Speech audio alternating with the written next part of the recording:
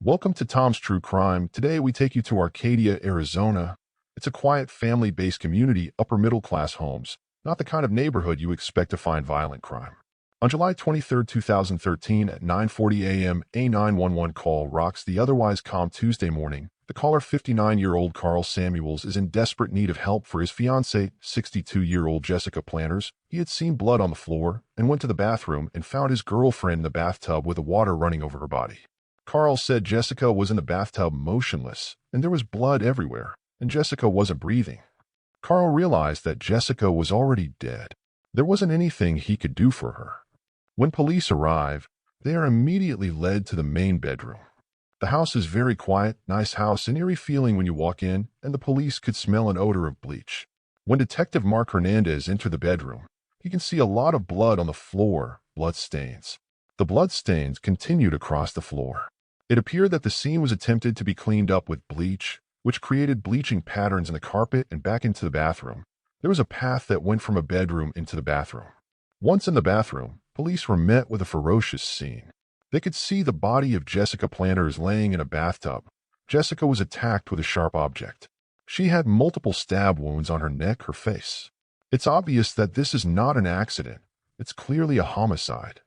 With the crime scene in the early stages of processing, detectives turned to their only witness, Jessica's boyfriend, Karl Samuels. Detective Hernandez sees Karl Samuels' devastated demeanor and asked him to sit down so he could talk to him. Karl was very cooperative and was able to provide good information. Detective learned that Jessica Planters was a good, law-abiding working person. There didn't appear to be anything to determine who would want to do something like this to her. Investigators will eventually uncover a deadly motive. Born and raised in Scottsdale, Arizona, Jessica Planters was very close to her family, her sisters, and her brother. Family and friends describe her as pleasant, outgoing, beautiful, and a good person. Jessica was well liked in her community as well as at her job, and people who knew her remarked how beautiful she was.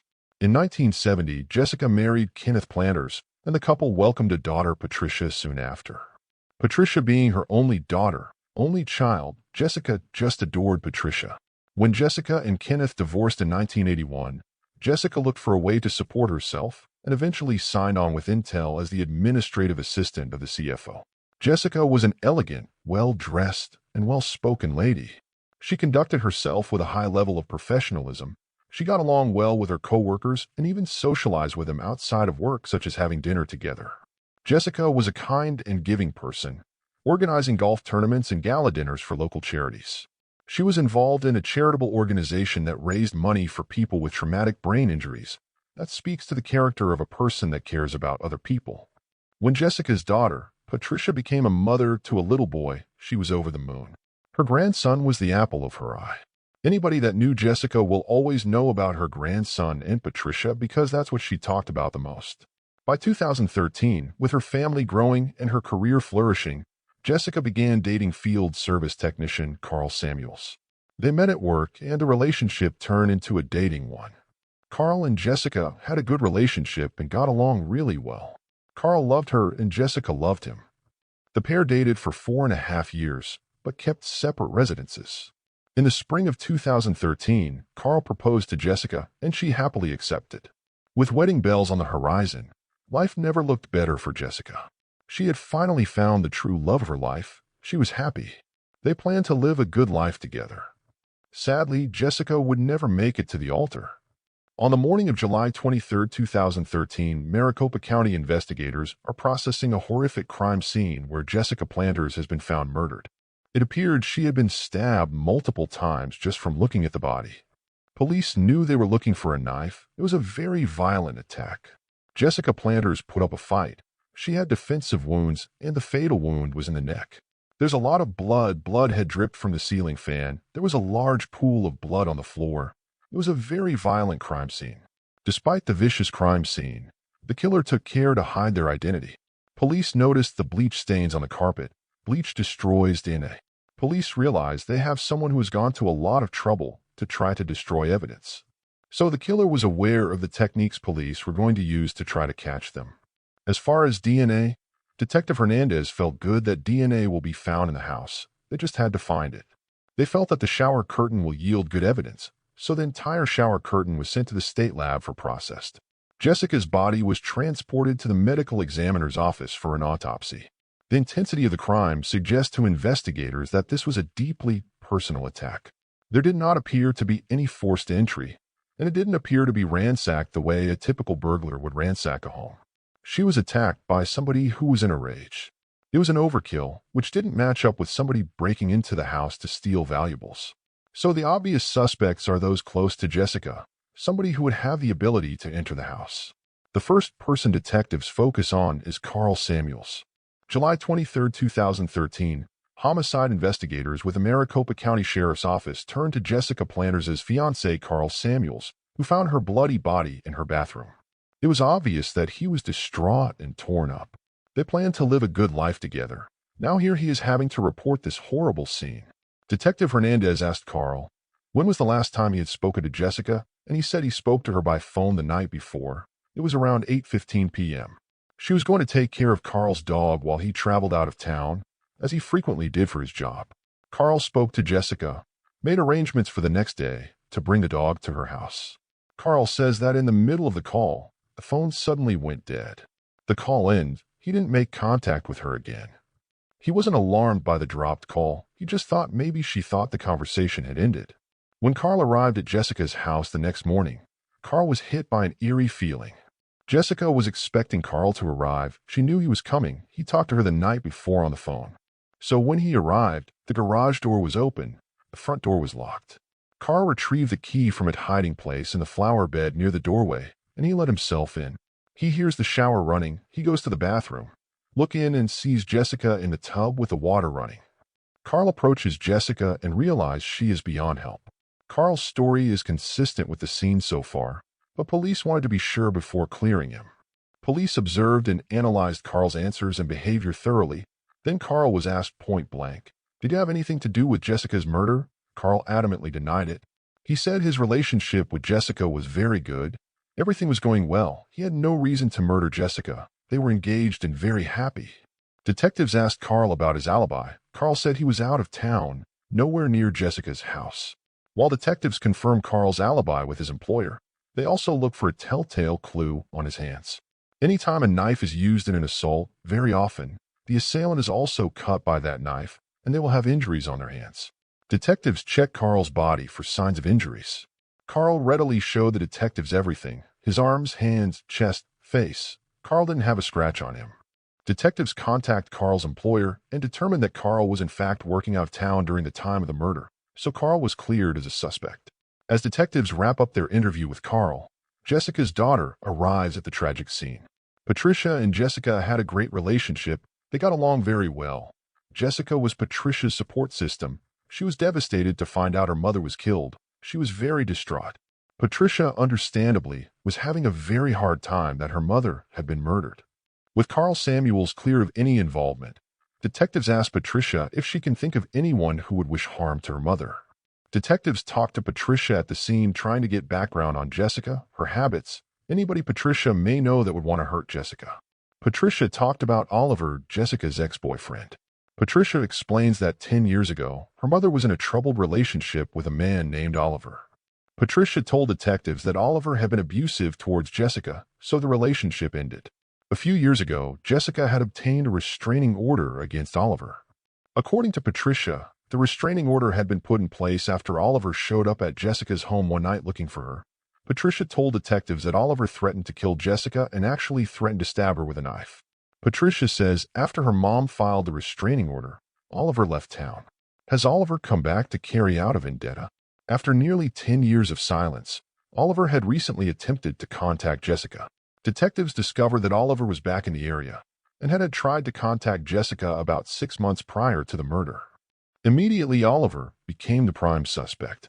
Patricia wanted Oliver investigated thoroughly. Domestic relationships often end in homicide, so detectives wanted to look at Oliver closely. Detectives prioritized locating Oliver and quickly get a hit on Oliver's place of employment, a mere 15-minute drive from Jessica's home. Detectives start off the interview with Oliver by disclosing Jessica's murder. Oliver was shocked by the news that Jessica was dead. Detective thought the reaction seemed genuine. Oliver characterized the relationship with Jessica as ended 10 years prior. Oliver was asked about the past abuse that he was accused of, and he said that law enforcement did come, and he said that eventually the charges were dropped and Jessica apologized to him for having him arrested. As for the night of the murder, Oliver claims he had come home after work around 7 p.m., did not leave home, and had gone to bed around 9 p.m. Oliver lived by himself, so no one can confirm his alibi. Detectives again look for signs of injuries by inspecting Oliver's hands. There were no injuries on his hands or arms, which would indicate that he may not be the killer. There's another reason Oliver doesn't appear to be their man. His physical condition is poor, he had health problems, and can barely walk. It's unlikely that Oliver was physically capable of committing the crime. Hours into the investigation, detectives have exhausted their most promising leads, but when they receive a disturbing phone call from one of Jessica's co-workers, it turns the case upside down. Detectives were told about a call that somebody had made to the 911 center and wanted to talk to someone because he believed his wife had killed somebody. Detectives get the number for the caller and immediately follow up. Detective Hernandez called the number. It was Noah Beasley. Jessica was Noah Beasley's administrative assistant. Beasley was highly agitated, very difficult to talk to. When detectives inform him that they have just left the scene of Jessica Planters' murder, Noah Beasley breaks down over her death. Immediately, he believes that Jurdie Beasley, his wife, is the one responsible because for years, Jurdie Beasley seemed to be obsessed with Jessica Planters. Hours into the murder investigation of 62-year-old Jessica Planters, detectives receive a shocking tip from Noah Beasley, and he is certain that his own wife, 61-year-old Jurdie Beasley, is involved. Noah Beasley agreed to talk to detectives in an interview, and at the office, he began to lay out the history of his and Jurdie's marriage.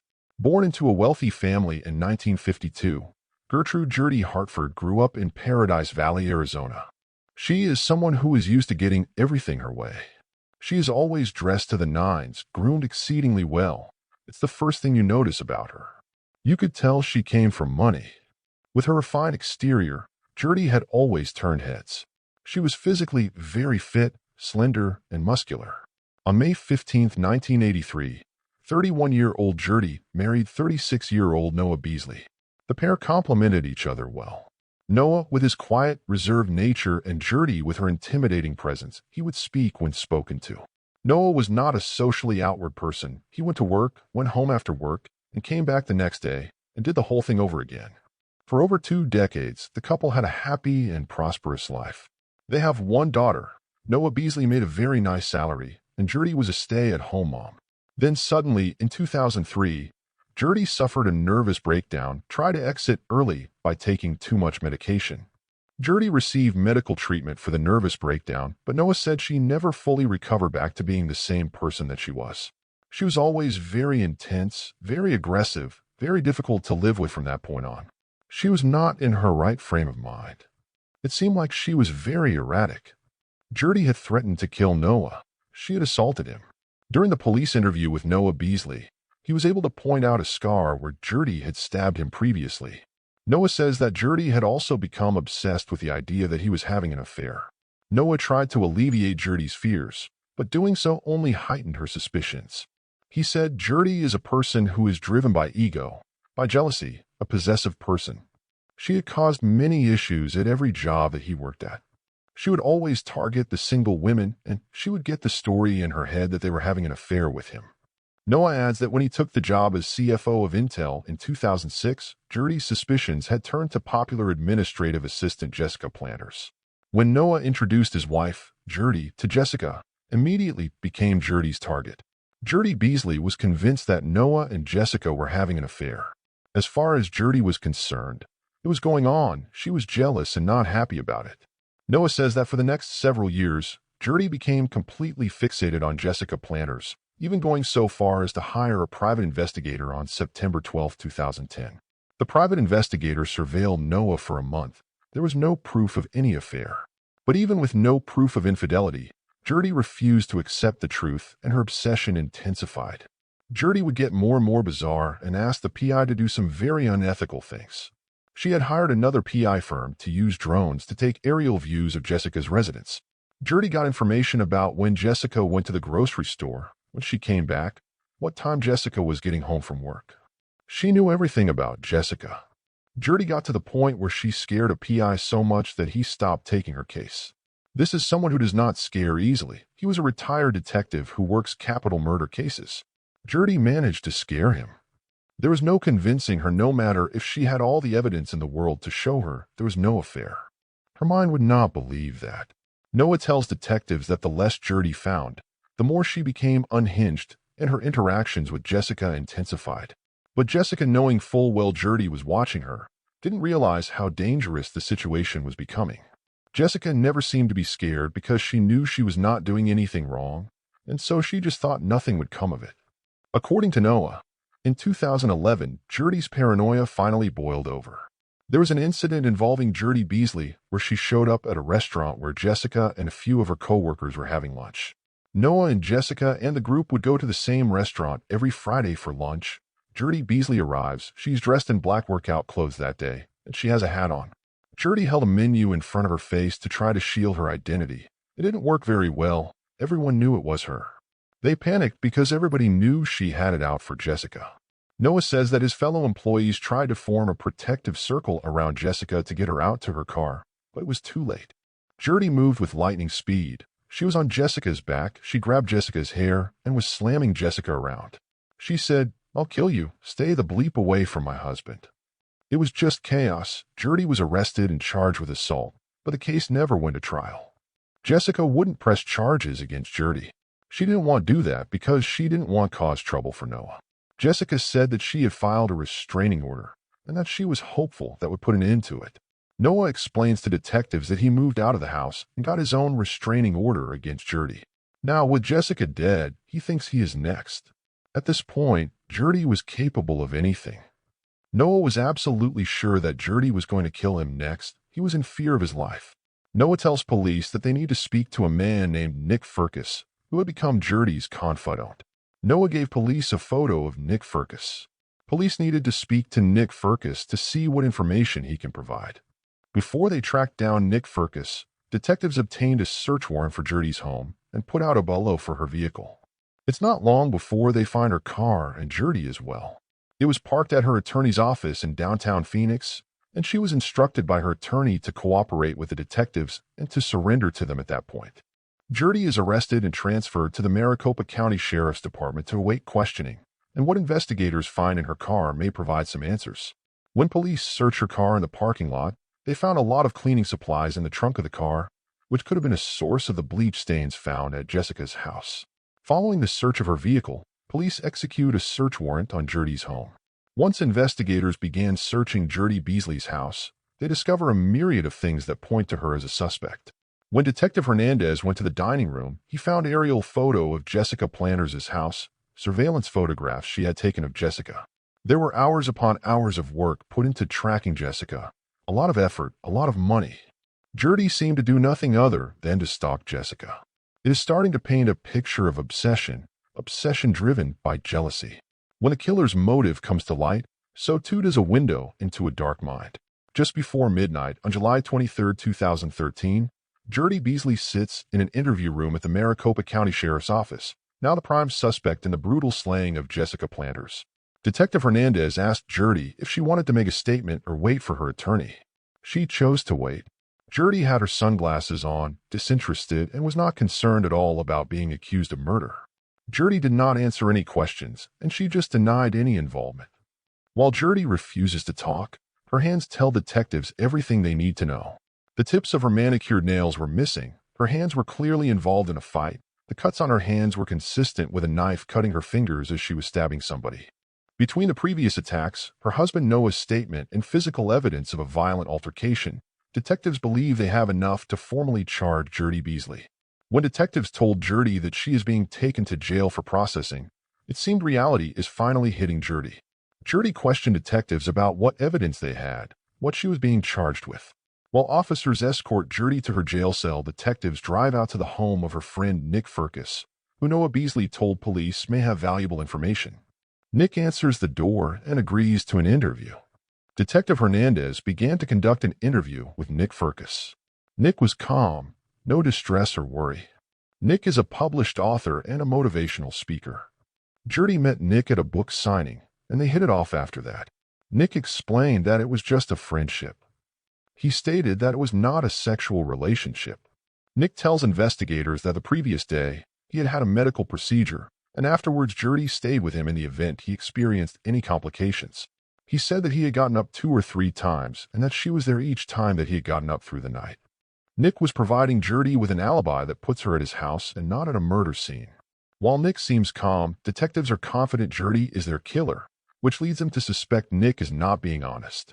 Near the end of the interview, detective knew that Nick was hiding something. The next day, July 24th, investigators receive Jessica Planters' autopsy results and retrieve a critical clue. A knife blade was found inside of Jessica's neck. For the knife to go inside and to break, it is a kitchen knife made out of stainless steel. It would have required a lot of force. The medical examiner determined that this was a painful attack. Jessica Planters would have suffered excruciating pain before she died. While police found no similar cutlery in Jurdie's home, they convinced a judge to let them search the home of Nick Firkus on July 25th. Detectives were looking for the murder weapon, the broken knife. The search of Nick's house did reveal that there was a knife set. Looked like there was a set of 4. 3 of them were still there. The 4th one was missing. When a knife recovered from Jessica's body was consistent with knives that Nick had in his drawer, detectives confront Nick with this new evidence and give him one chance to come clean. Nick is getting more and more nervous as he is talking to detectives. Nick said he has not been totally honest. He says that although he had spent the day with Jurdie on July 22nd, they actually hadn't spent the night together and insists he has no idea why the knife is missing. Nick tells police that when he met up with Jurdie for breakfast the next morning, she asked Nick to be her alibi and to say she had been with him all night, including the time that Jessica had been murdered. Jurdie's alibi has just blown up. Detectives were now more certain than ever that they have the right person. In the months after Jurdie Beasley's arrest, the Arizona State Crime Lab completes its analysis of the DNA swabs taken inside Jessica Planters' home. They got a hit back putting Jurdie Beasley's DNA on the shower curtain. There is nobody else that could have been able to commit this crime. There was no other DNA present except Jurdie's. With the DNA proving Jurdie was at the scene of the crime, authorities have a clear picture of what happened on July 22, 2013. Jessica had been the target of Jurdie's obsession for years. It was a picture of dark obsession Jurdie had with Jessica that progressively got worse over time. She became obsessed with the thought that Jessica Planters was having an affair with her husband. She was so enraged at that thought that she had to take action. She was going to do something about it. Jurdie drove into Jessica's garage, got out of her car, went in her house, attacked Jessica while she was on the phone with Karl. That's why the call suddenly ended. Jurdie brutally stabbed Jessica multiple times until she was dead. Jurdie drags Jessica to the bathroom and put her in a bathtub. Jurdie covered her tracks by putting bleach on areas where she thought her injured fingers had bled, and that's why there were splotchy patches all over the house. In January of 2018, Jurdie Beasley stands trial for first-degree murder. She was very demure and looked very harmless. She did not appear to be an enraged murderous woman. She maintained her innocence. She appeared as if she was untouchable, that she would not be convicted. But when prosecutors lay out the brutality of the crime, the defense's only recourse is to call the evidence into question. They are trying to make it look like police did not investigate the case properly. What should have been done wasn't. And if the police had investigated properly, they would have found the real killer, not Jurdie. There was not a lot the defense attorneys could say about the physical evidence. The physical evidence in the case was very strong. However, Jessica's family and friends were so fearful that Jurdie was going to get off, somehow she was going to get off. They were concerned that Jurdie has a plan to escape justice. On January 24, 2018, the DNA evidence, cuts on her hands, a false alibi, and an ongoing pattern of harassment towards Jessica leads the jury to a speedy verdict. As soon as the word guilty came out of the mouth of the clerk, Jurdie made this dramatic gasp and collapsed onto the floor. One deputy rushed to her. A couple of other deputies in the courtroom also made their way towards Jurdie Beasley. The judge stopped them and said, "Do not take her out of the courtroom." The judge said to Jurdie, "You're going to listen to this verdict." Then the judge polled the jury and made each individual juror give their verdict, 12 guilty. And the judge said, "It is my order that you will die in prison." Even though Jurdie will spend the rest of her life behind bars, those involved in her case don't feel like Jurdie got what she deserved. She gets to live. Jessica is dead. Jessica Planters did absolutely nothing wrong, and yet was stalked, was terrorized, and then tortured and killed. Those who love Jessica are left brokenhearted. Jessica was a wonderful lady, and she died for no reason. She died because of the obsession Jurdie had in her mind. It's just unbelievable. Jessica's loved ones miss her smile, her laughter, and the fun and happy times they had together. The community had lost a good, caring person. Jurdie Hartford Beasley is serving her life sentence at Arizona State Prison Complex, Perryville in Goodyear, Arizona. She still maintains her innocence. Nick Firkus was never charged in connection with the murder of Jessica Planters. Thank you for joining us on this episode of Tom's True Crime. If you are interested in more in-depth investigations into the most perplexing crimes, be sure to like and subscribe to our channel. What are your thoughts about this case? Please share them with us in the comments below. Until next time, stay safe.